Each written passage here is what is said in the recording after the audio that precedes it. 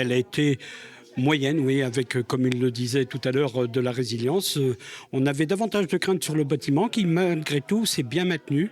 Alors, on ne voit plus d'entreprises mettre des panneaux sur le bord de route en termes de recrutement, mais par contre, ils ont maintenu leurs salariés dans les entreprises sur cette année 2025. Il n'y a pas eu de mise au chômage des salariés dans les entreprises. Les trois grands secteurs, nous, c'est les métiers de service.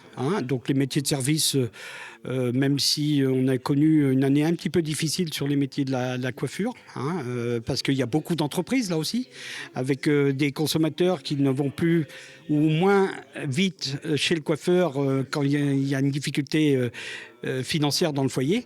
Et donc des métiers de service en baisse un petit peu sur le secteur de la coiffure. Les métiers de taxi, tout ça, ça fonctionne bien avec beaucoup de création d'entreprises dans le domaine des taxis. Les garagistes, alors avec les garagistes, j'en parlais tout à l'heure, avec une grosse révolution. On va appeler ça une révolution, la voiture hybride, la voiture électrique. Donc c'est vraiment un métier, mais qui marche bien, mais qui se remet en question énormément de ce moment. On ne va pas connaître non plus de gros changements. Moi, c'est mon point de vue. Hormis quand même cette difficulté temporaire de la prime rénov'. Que nos gouvernants n'arrivent pas à stabiliser.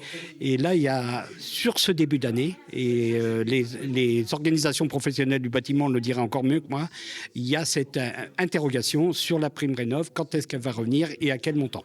Puis une autre incertitude que j'ai soulignée tout à l'heure, enfin c'est pas une incertitude, ça se vérifie à chaque fois, c'est les années d'élections locales où on a un frein ou un ralentissement sur les appels d'offres publics, ce qui amène moins de travail pour l'artisanat du bâtiment et les entreprises du bâtiment. Une année de rentrée en formation par alternance, l'apprentissage sur l'artisanat et au rond-point des Coteaux qui s'est stabilisé. On a eu une légère baisse, mais qui est due aussi à la démographie. Mais nous sommes dans des chiffres plutôt mieux que ce que nous pensions sur cette rentrée 2025. Et nous sommes déjà en campagne pour la rentrée 2026, puisque c'est la période des portes ouvertes qui arrive. Et puis, c'est la période aussi où les entreprises s'interrogent et commencent à recevoir des jeunes aussi pour la rentrée 2026.